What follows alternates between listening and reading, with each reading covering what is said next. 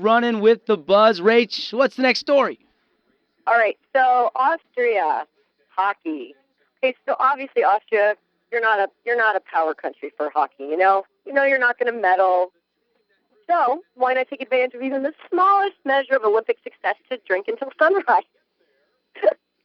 You hear about this? No, I haven't heard this story either. That's why I've got you. Oh, that's true. I'm here for that purpose. All right, fine.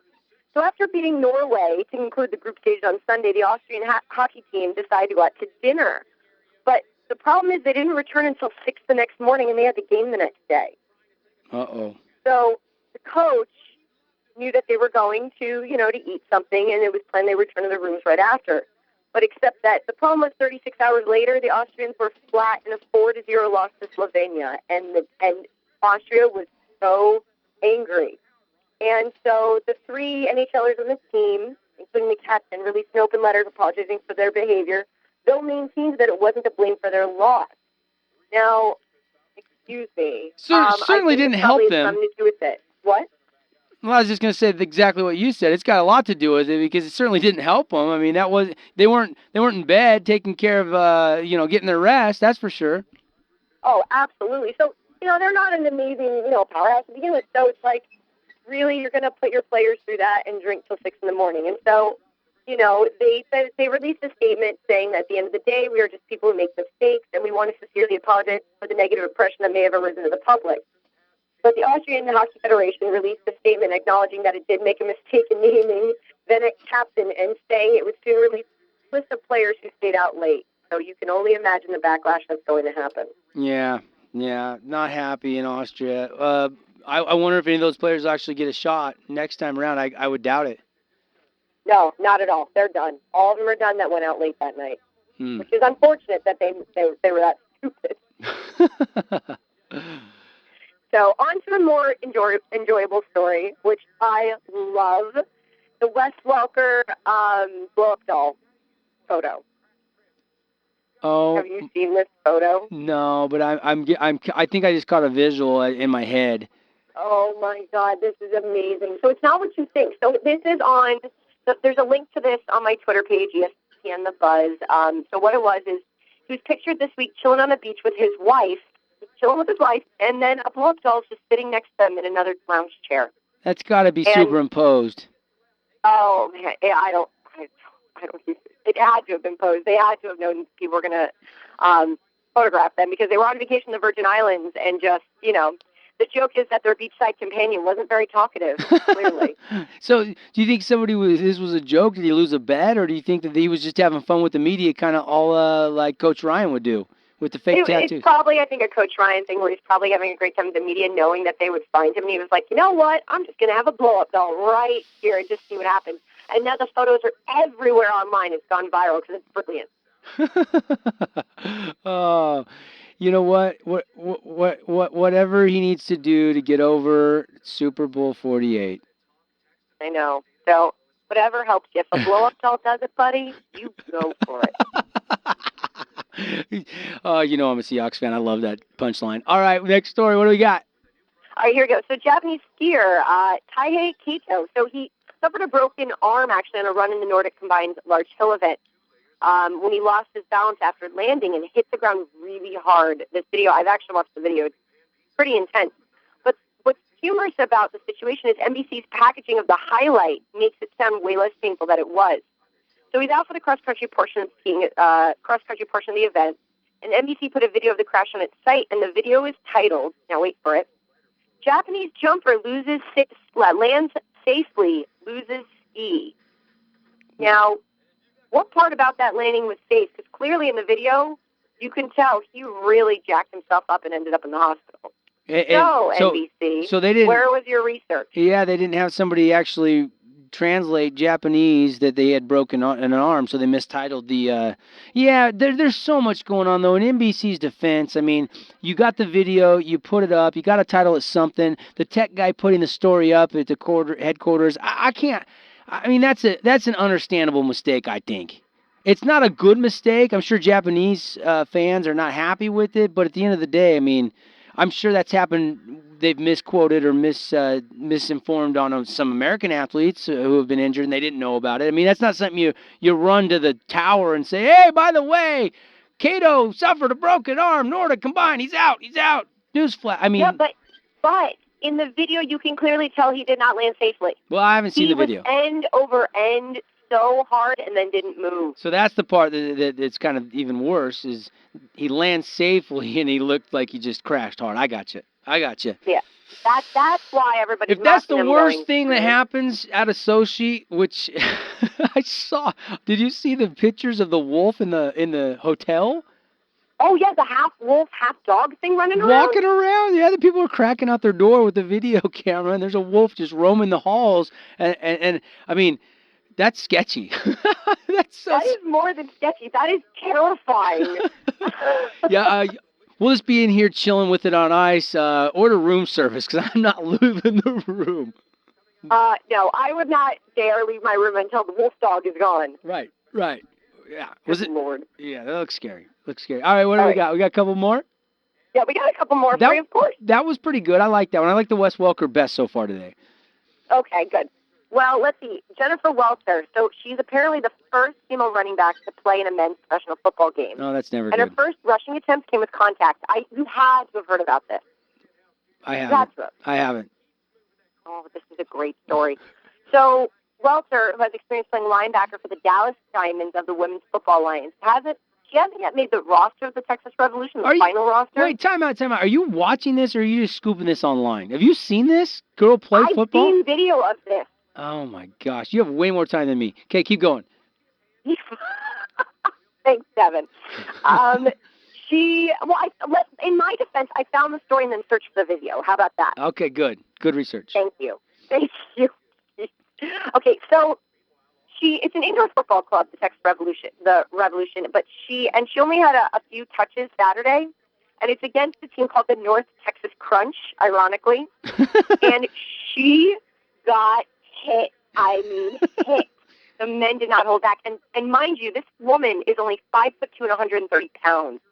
Oh my God! Is shorter than me and doesn't weigh much more than me, and I'm a smallish human.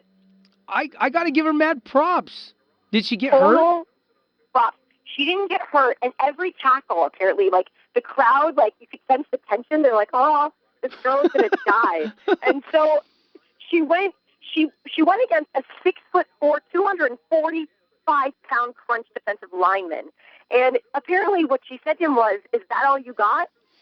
And her response was, I didn't want them to think I was intimidated. She's got to be like a Ronda Rousey. I mean, she's got to be as tough as nails and just feisty as all get out to even just get out there on the field. She's got to have, she's got to, you know what I want to say. She's got to have kahunas, but she don't. I mean, that takes courage. So all of her attempts came in the red zone. She wasn't able to score a touchdown, and she finished the game with 3 carries for -1 yard. But you know what? Good for her. She's only 2 yards shy of what I ended up in my semi-professional debut last summer. Yeah. Well, 1 carry for 1.5 if I was lucky. Maybe you and her should go head-to-head and see how that works out for you. I don't know. I don't think I want to. I haven't seen the video, though, so I'm not going to challenge her live on the air. No, thank you. Nice try. Nice try to pit me up against this girl that's trying to play semi-pro football. No. Next thing you know, you're going to try to have me in the octagon fighting Ronda Rousey. You know what? I think you should go for every woman that wants to play pro football. You can be like, I have 1.5 carries. How about you? And then go at them. 1.5. Half it was 1.5 yards, excuse me. 1.5 yards. What's our final story today, Rach? That's pretty good. That might have just passed the blow-up doll Wes Welker. I think so.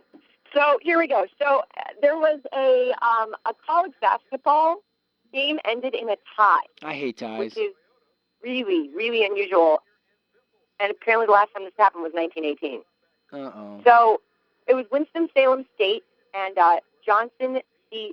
Smith from Winston-Salem. So what happened was it was called due to a broken light, but it's still really rare. And so kind of the background behind it was 2 teams were tied at 76 the end of regulation when there was a desperation shot for 75 feet before time expired, but instead it hit a light above the court, which I don't know. If you see a photo of the court. The light was so high up there, I have no idea where this guy was shooting. Well, he's throwing it full length of the court. Maybe it slipped up a little high. I mean, we see NFL quarterbacks make bad passes high all the time. I mean, maybe it just wasn't on target. Clearly. But yeah, I mean, it's probably 30 feet, 50 feet. What's your guess? How high is the roof? 75 feet? 70 feet. Really? Yeah, it was huge. It was a regulation, like, gymnasium. Yeah. It's huge. So anyway, the light was dangling really precariously, so the officials completely called the game at 76 instead of proceeding to overtime. But the players were kind of angry about it because what basketball player wants a tie game? And the greatest quote about this, it's very, very eloquent. Quinn Alton of the Rams, who also doubled as a football player at the school, said the game ending in a tie kind of sucked. Kind of? He said, I guess they were scared because we would have beaten them in overtime. It's just how it is.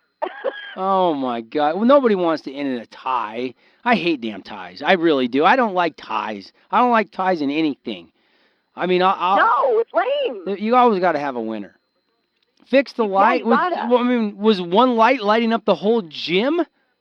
No, well, the referees were scared because they said the light was kind of dangling precariously and they didn't want it to fall. But, I just think it broke the bulb and nothing else. It doesn't even look like it's hanging kind of weird. It looks normal. Let them have a 3-point shot, and the first one to miss loses, and just get away from the light. Do something. Change the rules. We don't like ties.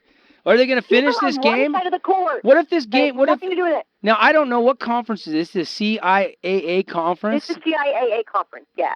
I haven't even heard of that conference, but I have never either. What is it, Division 4? I don't even know. I don't either. But at the end of the day, what if they need that win and it costs them a playoff spot? I wonder. This could be ongoing. We'll have to check on that later. See if they actually end up playing this game out. Exactly. So yeah, no, it's done. There is no playing out. It's done. It's over. Well, what if it has playoff seeding implications? They already got a quote? Something like the CIAA. What it's called? The CIAA is called the Central Intercollegiate Athletic Association. I have no idea. There's not going to be a real serious playoff, I'm sure. And that is the buzz here on Sports Radio ESPN. Welcome back. It's time for a little buzz time trivia. Queen Bee, what's our topic today? Okay, so last year we did a topic that I was thinking about, phobias, athletes' phobias, and I decided it's time to bring it back for a little round 2 action. I like it. Let's go to our first contestant. Let's go to Matt. Matt, you there? Yep. All right, here's your question. Oh, we lost. Where did I? All right. Matt, are you still with me? Yep. All right, we lost the Queen Bee. All right, let me see if I can find you a question.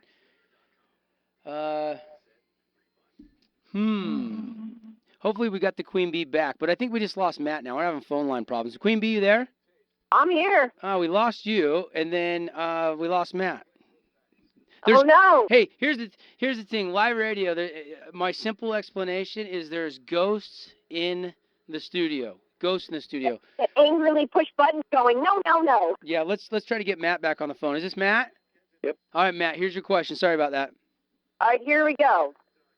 So, first one for today is Carl Everett. He's a former MLB player. This is a really bizarre phobia, and it has to do with something having to do with his thoughts on the Bible. What is he scared of? I'm not sure I know. What's your guess? You got a guess, or do you know it? I'm afraid of reading the Bible. No, it's actually the truth about dinosaurs, and his explanation is it doesn't say anything about dinosaurs in the Bible, so there can't be any dinosaurs. It couldn't have existed. Wow, I would have never guessed that. So he's scared about the truth of dinosaurs? Yeah, dude, it's bizarre. I don't know if that's he was nuts. I don't think that's a gettable question. Nobody would have thought of that. Well, you could say dinosaurs, and I would have been fine with that. Let's get our next contestant on the phone lines. We've got some. I've got some American Authors tickets, March 7th. It's Dixie Fest. I've got some Dixie State basketball tickets, About Time gift certificate, Fabulous Freddy's Car Washes, Sunset West bowling passes, all up for grabs. 673-9398. I feel for Matt. That was not an easy question. 673-9398. Try one on me, Rach. I want to see. Give me one. Let me see what I can do today. There's some easier ones on here. All right, here we go. Royce White, a former NBA player. What is his fear? It actually really screwed up his career. Royce White. What did it do to his career? It pretty much killed it. It tanked it. Drinking. No, flying. Oh, okay. Oh, flying. That makes sense. I was just thinking of what most other former NBA players. The usual suspect. I was going to say, well, never mind. All right, let's go back. Let's go back to the phone lines. Our next contestant. Who's this? Sterling. Sterling, here's your question, bud. All right, Rafael Nadal. What is he scared of?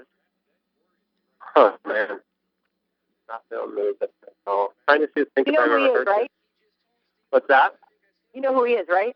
Yeah, tennis player. Yep. Yeah. Not scared of tennis balls coming at him fast. Is there a name for what he's afraid of? Is it what? I'm sorry? Is there a name for what he's afraid of? Yeah, but it's too long to say. But it's something that a lot of people are afraid of. It's a very common phobia. I'm going to guess spiders. No, actually, fear of the dark. Really? When you said it's a common fear, I was thinking heights. Heights. I think the dark is a really common fear. Like it's more unusual in adults, but it's very common. Yeah. No, I agree. Sorry, Sterling. Thanks for the phone call. I got time for 2 or 3 more callers. We're playing a little buzz time trivia. Back to the phone line, 673-9398. If you can't get through, keep trying. And our next contestant is locked and loaded. Who's this? Larry. Larry, here's your question. Tiger Woods. What is he deathly afraid of? Which is ironic because he's around everywhere. Birds. I was thinking flowers. I was thinking no, even flowers. Really, even better, germs. Germs. Germs. He's a germaphobe. Okay. All right.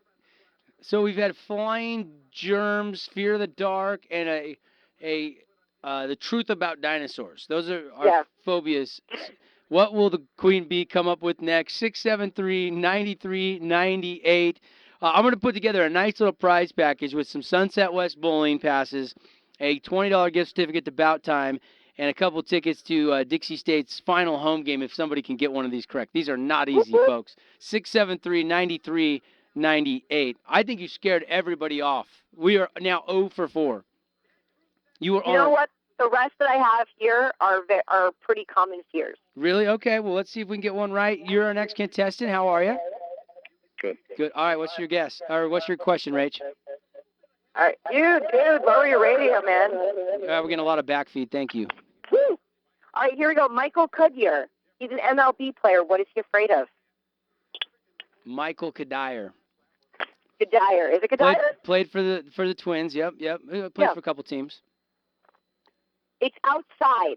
I'll give you that hint. It's outside. I'll give you a clue. It's an insect.